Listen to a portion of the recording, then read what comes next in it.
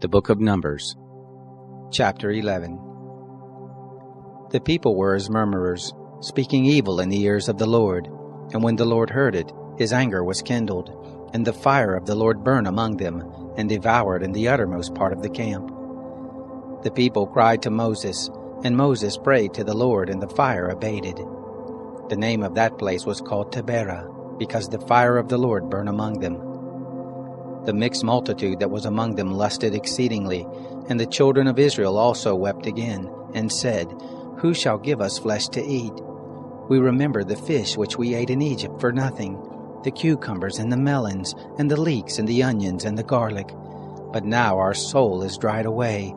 There is nothing at all save this manna to look on. The manna was like coriander seed, and the appearance of it is the appearance of bdellium. The people went about and gathered it, and ground it in mills, or beat it in mortars, and boiled it in pots, and made cakes of it, and the taste of it was as the taste of fresh oil. When the dew fell on the camp in the night, the manna fell on it. Moses heard the people weeping throughout their families, every man at the door of his tent, and the anger of the Lord was kindled greatly, and Moses was displeased. Moses said to the Lord, Why have you dealt ill with your servant? And why haven't I found favor in your sight, that you lay the burden of all this people on me? Have I conceived all this people? Have I brought them forth that you should tell me, Carry them in your bosom, as a nursing father carries the sucking child, to the land which you swore to their fathers? Where should I have flesh to give all this people? For they weep to me, saying, Give us flesh that we may eat. I am not able to bear all this people alone, because it is too heavy for me. If you deal thus with me, please kill me out of hand, if I have found favor in your sight, and let me not see my wretchedness. The Lord said to Moses, Gather to me 70 men of the elders of Israel, whom you know to be elders of the people and officers over them, and bring them to the tent of meeting, that they may stand there with you. I will come down and talk with you there, and I will take of the Spirit which is on you, and will put it on them, and they shall bear the burden of the people with you, that you not bear it yourself alone. Say to the people, Sanctify yourselves against tomorrow, and you shall eat flesh, for you have wept in the ears of the Lord, saying, Who shall give us flesh to eat? For it was well with us in Egypt, therefore the Lord will give you flesh, and you shall eat. You shall not eat 1 day, nor 2 days, nor 5 days, neither 10 days, nor 20 days, but a whole month, until it comes out at your nostrils, and it becomes loathsome to you, because you have rejected the Lord who is among you, and have wept before him, saying, Why did we come forth out of Egypt?